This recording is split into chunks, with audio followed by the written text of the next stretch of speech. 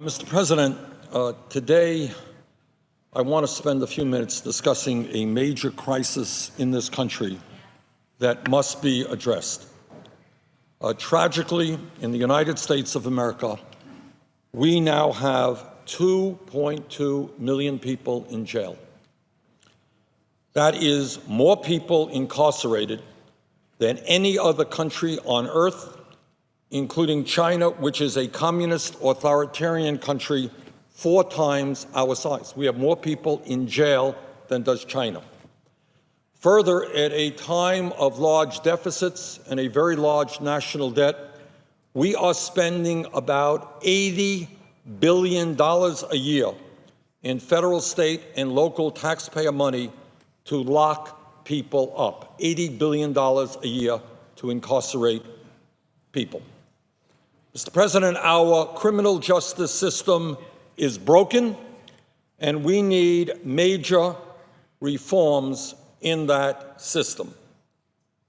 I think there is no debate in this country that violent and dangerous people must be locked up and they must be kept in jail and away from society. I think nobody argues that.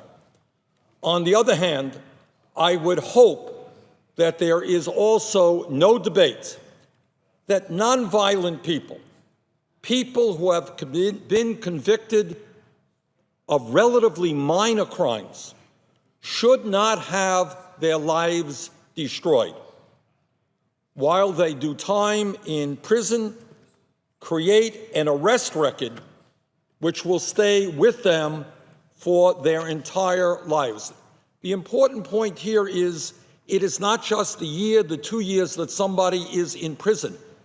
This record will stay with them for their entire lives and do enormous damage to their lives.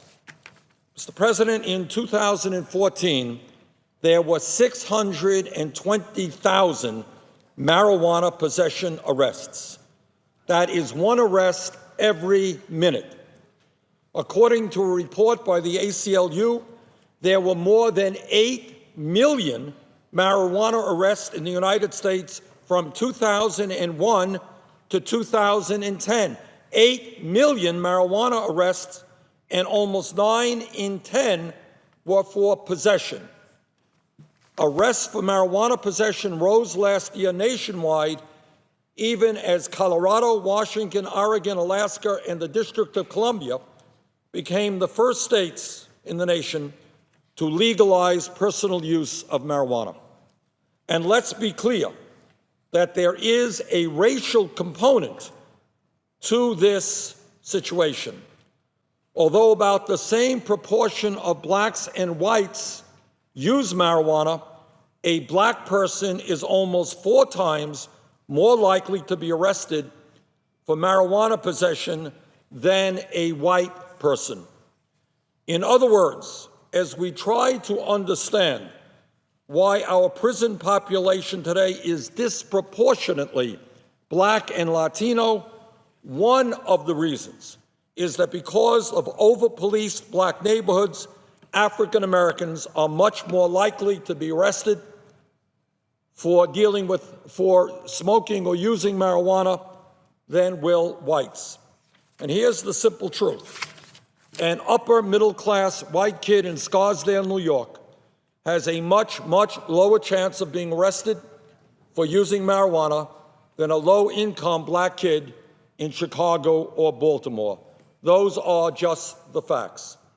Mr. President, too many Americans in this country have seen their lives destroyed because they have criminal records as a result of marijuana use. That is wrong. That has got to change. Let's be clear. A criminal record could mean not only jail time, but much, much more. If a person has a criminal record, it will be much harder for that person later in life to get a job. Not so easy coming out of jail getting a job. And if you don't get a job, there is a strong likelihood you're going to get back into your same old environment and end up in jail again. If somebody has a criminal record, it may be impossible for them to obtain certain types of public benefits and make it difficult, in fact, for them even to live in public housing. A criminal record stays with a person for his or her entire life until the day he or she dies. A criminal record destroys lives.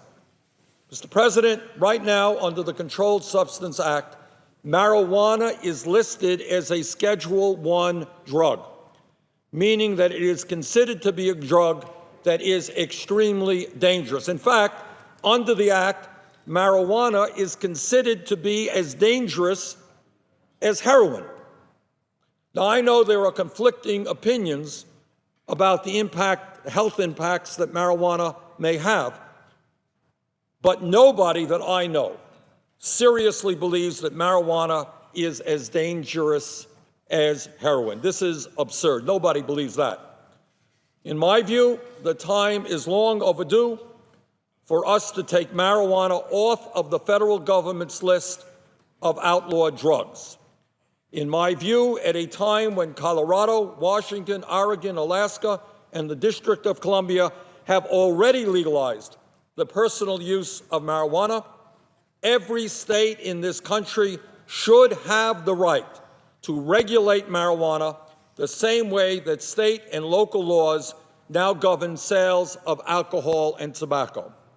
Among other things, that means that recognized businesses in states that have legalized marijuana should be fully able to use the banking system without fear of federal prosecution.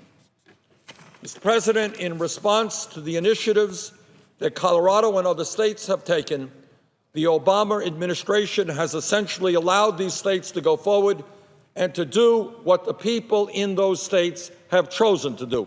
That's a good step forward, but it is not good enough, because a new administration with a different point of view could simply go forward and prosecute those marijuana businesses and individuals in the state who use marijuana, despite what the people in those states have decided to do legislatively.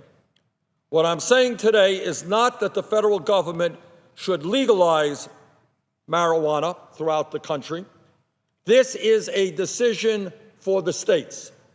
And I would hope that many of my colleagues, especially those who express support for states' rights and our federalist system of government, those who often decry the power of the big, bad federal government in undermining local initiatives, would support my very simple and straightforward legislation, which will be introduced next week. All that legislation says is that if a state chooses to legalize marijuana, that state should be able to go forward without legal impediments from the federal government. Mr. President, let me also talk about another issue of great importance in this country, and that is that I believe the time is now for the United States to end capital punishment. Now, I know that this is not necessarily a popular point of view, but it is, in my view, the right point of view. Right now, virtually every Western industrialized country has chosen to end capital punishment. I would rather have our country stand side by side with European democracies rather than with countries like China, Iran, Saudi Arabia, and others who maintain the death penalty. Mr. President, we are all shocked and disgusted by some of the horrific murders that we see in this country, including massacres in schools and on college campuses that seem to take place every week. And all of us are just tired and disgusted with what we are seeing. But it seems to me that at a time of rampant violence and murder all over the world, where people are being blown up and their heads are being cut off, it is important that the state itself, the federal government, here in America, say loud and clearly that we will not be part of that process. When people commit horrendous crimes, and we see too many of them, we should lock them up and throw away the key. I have no problem in saying that people who commit terrible murders should spend the rest of their lives in jail.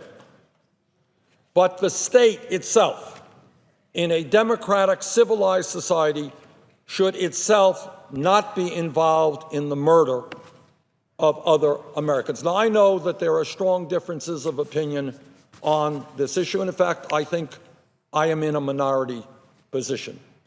But I think that those of us who want to set an example, who want to say that we have got to end the murders and the violence that we're seeing in our country and all over the world, should in fact be on the side of those of us who believe that we must end capital punishment in this country. And with that, Mr. President, I would yield the floor.